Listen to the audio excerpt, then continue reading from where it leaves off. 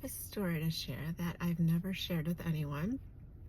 When I was 9 years old, I was in 4th grade, and another child touched me inappropriately on numerous occasions. And based on what I told my therapist, the therapist believes that this child was most likely sexually molested by an adult based on what they were doing to me. And I didn't share it with anybody until I was 42 years old. My parents didn't know. No one knew. And it caused me to have these panic attacks. And I was only 9 years old. I didn't know what a panic attack was. I didn't know what was happening to me.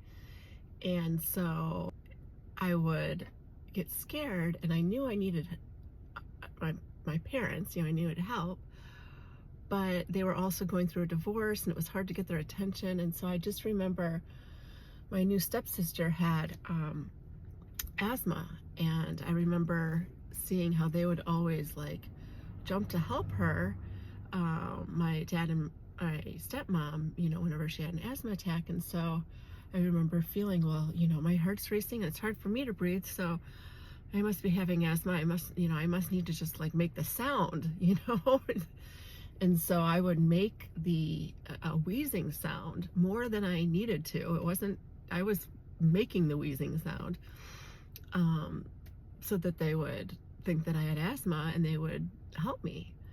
And looking back, it's just incredible that the way my little mind thought, and to look back and think, there were so many hours that I spent in the nurse's office, just completely scared. I'm sure I had been triggered by something, and I went into a panic attack. And so then I went to the nurse's office, and the worst thing they could possibly give me at that point would be something to make me more excited inside and more hyper.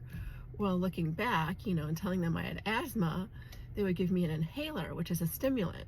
And so then I would lay there and I would just be feeling all hyped up inside, but making this wheezing sound so I could continue to stay in the nurse's office, because I was just so scared. I was so scared because I didn't know what was going on to my body or to any of this.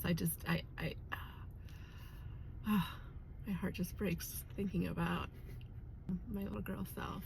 But that's why it's so important that we focus on our kids' mental health, and we listen and we ask them the tough questions, the questions you don't want sometimes to hear the answers to, but you need to know the answers to. Your child's mental health is more important than their grades.